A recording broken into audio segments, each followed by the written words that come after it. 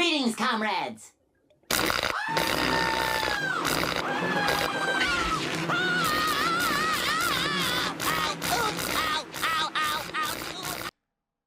Black Myth Wukong is the evil monstrosity that is plaguing this video game industry. It's not diverse enough for the modern audience, there are no women, people of colour and no LGBTQ alphabet soup representation whatsoever. And what did the Chinese developer Game Science have to say for those who wish to view this game?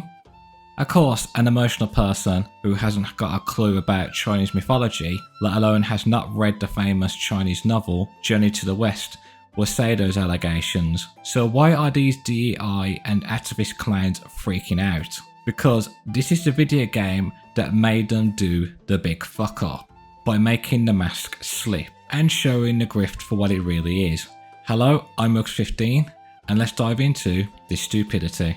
What if I told you that Game Science didn't have to do anything when they rejected the DEI activists and didn't need their help, and it was the activists themselves that couldn't keep their mouths shut, leading to their own stupidity on full display, and showing everyone that DEI is never needed in a video game to begin with. They have sold, as of the 1st of September 2024, 14.3 million copies and grossed $774 million. A Chinese indie developer making a masterpiece that sells over 10 million copies in this day and age, let alone its main audience comes from its own native country? How? Well, this game is the most anticipated game in 2024. People couldn't wait to play another Dark Souls-like game, but added in Chinese culture and their own mythology. I mean, Poland did the same with The Witcher, and that was a smash hit. So this was a no-brainer. But Wilksy might ask, if it wasn't for those meddling YouTubers, grifters and that Sweet Baby Inc gossip, the game wouldn't have been a record-breaking hit. And it's another way for the chuds to get back at the game journalists. Maybe, but if that's the case, why did it make record-breaking sales? And as I said before, the main audience and sales is in its own native country. You can't get that many people to buy a video game in a few days with a stunt like that. And having your own native country financially backing you just shows you how big of a victory this really is, and how much creative freedom Game Science really has. So what cards did the game journalists use in their very hands? Well, it's the misogyny card, and to add more potency, use the misinformation card at the same time, to make shit up, stir some hatred, pull the ex-face hugger people by the heartstrings. So let's get into the Rebekah Valentine drama and why she got what she deserved, minus the harassment, as liars and slanderers deserve consequences. Before anyone says I'm harsh or being a bully, just hear me out as we take a deep dive into this story. And by the way, true gamers never trust IGN, or even when it comes to translations. Everything in the article that Rebekah has wrote is fine, how much attraction the game was getting, and about the stunts and the drama that has happened at the Game Science headquarters, until we get to this part of paragraph 3. For an indie studio that has only released mobile titles within the country, this widespread acclaim over Black Myth Wukong is a largely unprecedented feat, particularly for a game that has not been released yet. But beneath the luster of this Souls-like is a studio plagued with claims of sexism. Several posts have surfaced from Chinese social media site Weibo, written by the individuals from the studio, that contain multiple references to genitalia and sexual innuendos. These are provoked a backlash among some in the games community, many of whom are women. These are coupled by the recruitment posters by the studio produced in 2015, which featured images and headlines that point to the culture of ingrained sexism in Game Science. IGN spoke to several women familiar with the gaming culture, as well as the games and technology industry. In China, many of whom requested to be anonymous for the fear of backlash from fans of Game Science and the broader games community. In the eyes of many female players, Game Science has a notably negative reputation, said Jen Pseudonism, a Chinese game designer who is now based outside of China. I admire their dedication and work. I had high expectations for their game until I come across misogynistic marks around 2021, which was reported in the news. IGN reached out to Game Science ahead of the publication of this article, but the studio did not respond to requests for comment on any of the allegations. Then there was the Weibo post garnered significant backlash, some after the pre-alpha video for Black Myth Wukong was released in August 2020. Feng penned his thoughts about the video going viral on Weibo. The post was largely about his self-criticism over the video lackluster production quality, with Feng Ji stating that the 30-minute B1 looked like it was carelessly pieced together, and the frame rates of 100,000 Heavenly Soldiers have dropped so hard that they have caused PTSD, but this is accompanied by several innuendo-laden lines. In the first line, Feng wrote, "I want to expand my circle and hire more people, get lit until I can't get an erection." Several lines down, he also added, "I know you just happen to be a little depressed. It is my honour to provide you with some comfort in the lower half of your body." He later doubled down with a separate comment saying, "I got wet after watching it a couple of times. The pressure in my crotch is immense. I swear, why is it the people who cry the loudest end up being the biggest scumbags and liars?" And no, I'm not talking about Fen, I'm talking about the person who translated it. You heard it right, folks. The translation is incorrect because it falls under idioms. I'm not going to say the whole passage as Chinese is not my language I'm familiar with and I can't speak it fluently, so we'll leave it as that. But for those who don't know what an idiom is, for example, if you're in the UK, you've obviously heard the phrase, "I don't want to beat around the bush," which means we want to get straight to the point. So of course, we're not going to go running around the bush and assaulting it. Or what about the phrase, "break a leg," meaning good luck, and not actually to break one's leg? Do you see where I'm going with this? But let's say for argument's sake, Fen meant what he meant minus the idioms. My question would be, when did this person write this or say this? And if it happens to be 4 years ago, then automatically Rebekah is cherry picking her argument to form a narrative. Because as they say, the person you are yesterday is different than the person you are tomorrow. And this is where IGN did the big fuck off. Because as we said, she's supposed to be a journalist.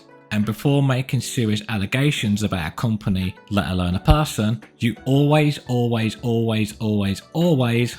have your facts and evidence correct and have a strong foundation to support it.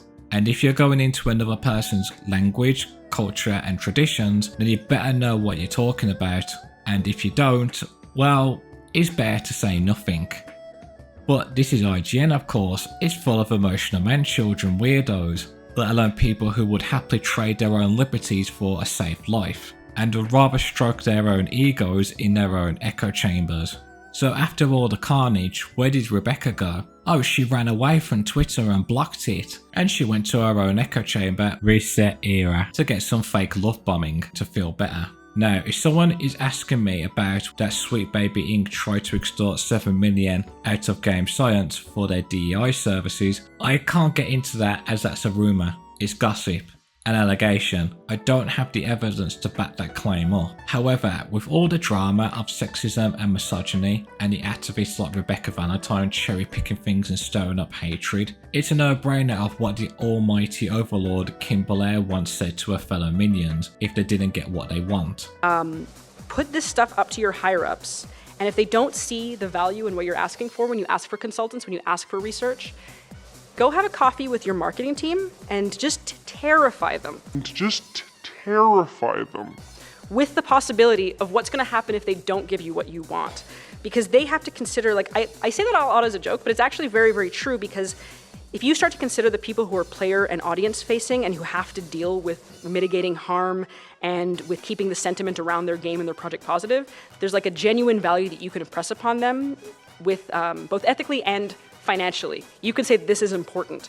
Now, imagine if Sweet Baby did try to extort 7 million for their services, helping Game Science tell a better story for the game. Well, Game Science, as well as the Chinese, will reject them on the spot, as they will not tolerate it, and it's absolutely disrespectful to the Chinese culture and the author who made the Journey to the West story entirely. Yeah, we can make gay monkeys and can give anyone monkeypox as soon as the destined one touches them. We can turn your spider sisters into black girl witch lesbians. Okay, I'm being a bit outrageous, but you get my point.